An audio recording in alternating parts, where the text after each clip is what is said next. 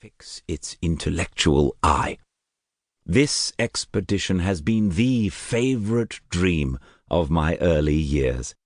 I have read with ardour the accounts of the various voyages which have been made in the prospect of arriving at the North Pacific Ocean through the seas which surround the pole. You may remember that a history of all the voyages made for purposes of discovery composed the whole of our good Uncle Thomas's library. My education was neglected, yet I was passionately fond of reading.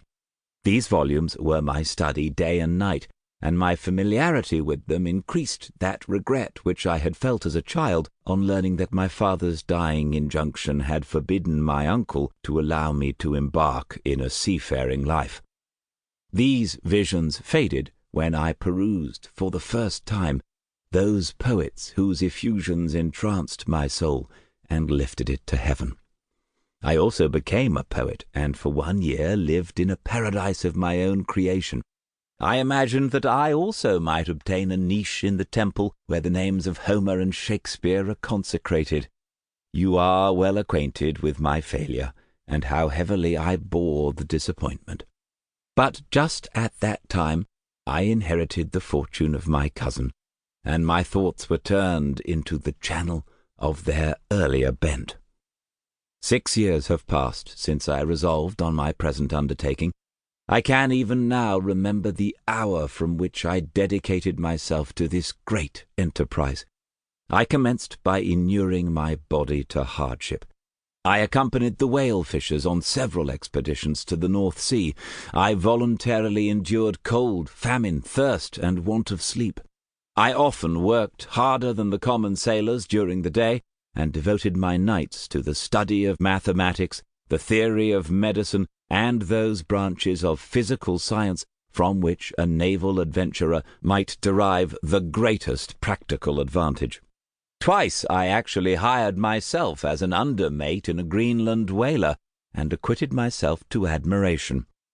I must own I felt a little proud when my captain offered me the second dignity in the vessel, and entreated me to remain with the greatest earnestness, so valuable did he consider my services.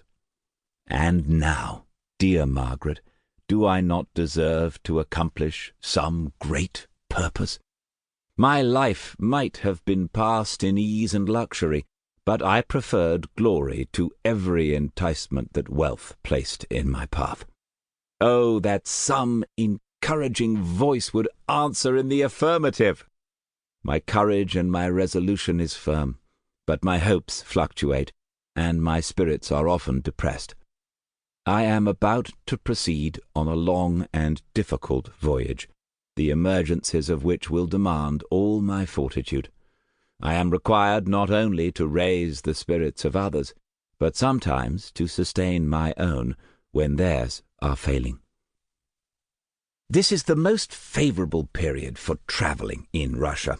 They fly quickly over the snow in their sledges. The motion is pleasant and, in my opinion, far more agreeable than that of an English stagecoach. The cold is not excessive if you're wrapped in furs, a dress which I have already adopted, for there is a great difference between walking the deck and remaining seated motionless for hours, when no exercise prevents the blood from actually freezing in your veins. I have no ambition to lose my life on the post road between St. Petersburg and Archangel. I shall depart for the latter town in a fortnight or 3 weeks, and my intention is to hire a ship there, which can easily be done by paying the insurance for the owner, and to engage as many sailors as I think necessary among those who are accustomed to the whale fishing. I do not intend to sail until the month of June, and when shall I return? Ah, dear sister, how can I answer this question? If I succeed, many, many months, perhaps years, will pass before you and I may meet. If I fail, you will see me again soon, or never. Farewell, my dear, excellent Margaret. Heaven shower down blessings on you, and save me, that I may again and again testify my gratitude for all your love and kindness. Your affectionate brother, R. Walton.